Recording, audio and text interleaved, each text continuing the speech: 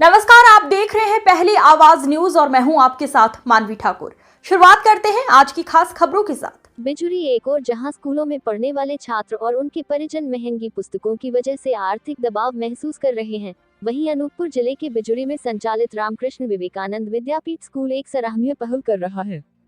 यह स्कूल छात्रों को मुफ्त रिप्लेसमेंट पुस्तकों की सुविधा देकर शिक्षा को सुलभ बना रहा है। इस अनूठी व्यवस्था के तहत जैसे ही छात्र एक कक्षा उत्तीर्ण करते हैं, वे अपनी पुरानी किताबें स्कूल को दान कर देते हैं। इसके बदले में उन्हें अगली कक्षा की पुस्तकें स्कूल द्वारा निःशुल्क प्रदान की जाती हैं।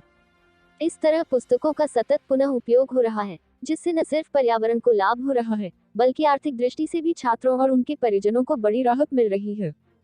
स्कूल प्रशासन के अनुसार प्रतिवर्ष लगभग 200 से 300 छात्र इस सुविधा का लाभ उठाते हैं।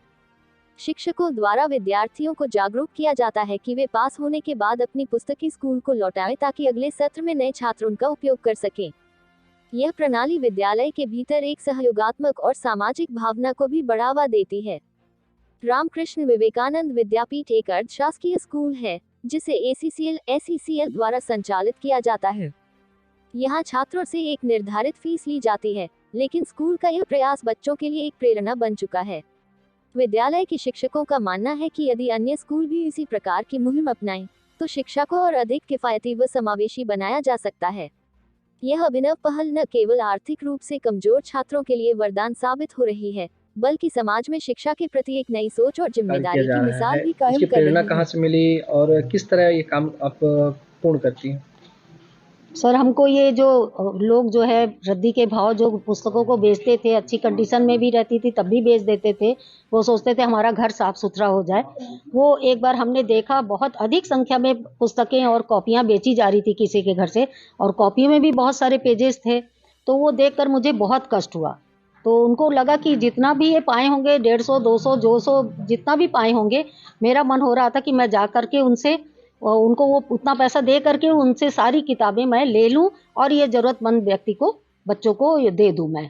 क्योंकि कॉपी के पेजेस भी मैं लिखे वाले को फाड़ करके फिर बच्चों को प्रोवाइड कर देती हूँ कि उसमें वो रफ के लिए यूज़ कर सके। अभी तक कितने बच्चों को आप पुस्तकें दे चुके हैं? प्रति वर्ष जो है कम से कम 150, 200, अभी हमारा जो है 200 के नज़दीक पहुँच गया इस सत्र में। अच्छा, कितने साल से कर रहे हैं? ये 2020 से, कोरोना काल से हमने शुरू किया था जी। किताबें उन्हें एक्सचेंज करके बच्चों को दिया जा रहा है। कब से ये मुहिम चल रही है और ये संदेश आप जो है लगातार अपने क्षेत्र में फैला रहे हैं, इसके बारे में 4 लाइन में बताइए। सबसे पहले जय तो श्री रामकृष्ण, माँ शारदा और स्वामी विवेकानंद जी के भावधारा में हम लोग आगे बढ़ते हैं। यहाँ का सारे टीचर भी उसी भावधारा में आगे बढ़ते हैं।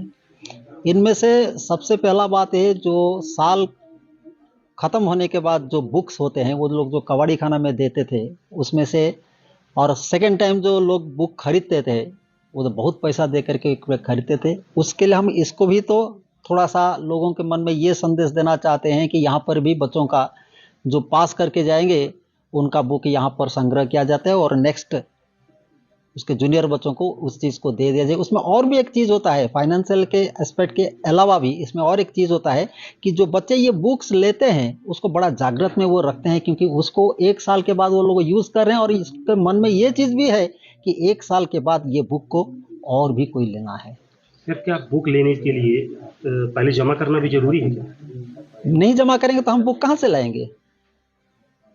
ऐसा बात नहीं है, जिसका खत्म हो गया है, साल खत्म हो गया है, उसका बुक अगर उनका घर में और कोई नहीं है, किसी को देने के लिए नहीं है, वो कबाड़ी खाने में देने से बेहतर होगा स्कूल में जमा कर दीजिए, ताकि हम उन्हीं का जूनियर जो बच्चे उसी क्लास को आएंगे उन्हीं को हम दे पाएंगे। ना जमा करने के लिए कोई मजबूरी है, लेकिन ये एक संदेश अगर जाएगा, बच्चे के मन में एक अच्छा भावना रहेगा, दूसरों को कोऑपरेशन, दूसरों को हेल्प करने का जो मनोवृत्ति है। ये कार्य चल रहा है? ये लगभग कोरोना के समय से हो रहा है, लगभग 4-5 साल हो गया है। ये हमारा साधना वर्मा जी, हमारा हिंदी PRT जो है उसी चीज को बोलो। लगभग इससे फायदा मिला है।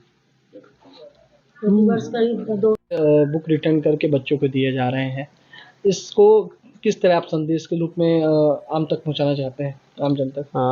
इसके लिए सबसे पहले तो मैं बहुत बहुत बधाई देता हूँ हमारे आदरणीय प्रिंसिपल महोदय रथ सर को, साथ में इस पूरे योजना का क्रियान्वयन करने वाली हमारी मातुल्य साधना मैम को, जिन्होंने इसको बहुत अच्छे तरीके से क्रियान्वयन किया। और ये बहुत ज़रूरी चीज़ थी। आप सबको जैसा विदित होगा कि आप आज क्लास 1 की भी प्राइवेट पब्लिकेशन की बुक लेने जाएं तो उसका खर्च तकरीबन 5 से 10 हज़ार रुपये आता है, 5, 7, 8 हज़ार। तो इस अतिरिक्त आर्थिक बोझ से बचाने के लिए एक शुरुआत की थी शुरू में साधना मैम ने, लेकिन बाद में इसका बहुत अच्छे परिणाम, फीडबैक जब पेरेंट्स से सामने आने लगे तो इसको बड़ी विधिवत तरीके से हमारे विद्यालय के प्रिंसिपल आदरणीय रथ सर ने इसको और सुचारू रूप से चलाने के लिए साधना मैम को कमरे की व्यवस्था करवाई, बाकायदे सूचना तंत्र मजबूत किया, जिसके कारण ये आज ऐसी स्थिति है कि हमारे स्कूल के तकरीबन 1000 बच्चों में से शायद 600 से 700 बच्चे किसी बुक स्टोर में नहीं जाते। कई दफ़ा तो ऐसा होता है कि साधना मैम को निजी पब्लिकेशन वालों का बुक स्टोर से फ़ोन भी आते हैं कि मैम क्या इस बार भी बुक एक्सचेंज, हाँ तो वो करती हैं। और अतिरिक्त जो खर्च आता है 5 से 6 हज़ार का बुक खरीदने में, इससे बचाती हैं। और एक और नई मुहिम भी शायद साधना मैम शुरू करने वाली है कि जो बच्चों के पिछले वर्ष की कॉपियाँ जो बच जाते हैं पन्ने, उसको शायद कुछ क्रिएटिविटी के तहत उन बच्चों को प्रोजेक्ट वर्क दिया जा रहा है कि उनसे आप नई कॉपी बनाइए। जो पन्ने बच गए हैं उसको फेंकिए मत, उनसे नई कॉपी बनाइए और उसका उपयोग दोबारा कीजिए। और मैं आपके चैनल से बहुत बहुत धन्यवाद आप सभी का। आपने रामकृष्ण विवेकानंद विद्यालय के द्वारा चलाई गई इस मुहिम को अपने मीडिया के द्वारा सामने रखने का प्रयास किया। मैं तो दूसरे विद्यालयों से, उनके प्रबंधकों से और शासन प्रशासन से भी निवेदन करूंगा कि इस मुहिम को दूसरे स्कूलों में भी धरातल स्तर पर उतारा जाए, ताकि अभिभावक, स्पेशली जो मध्यम वर्गीय और गरीब तबके का अभिभावक है, उसको अतिरिक्त खर्च से बचाया जा सके। खबरों का सिलसिला लगातार जारी है। आप देखते रहिए पहली आवाज न्यूज।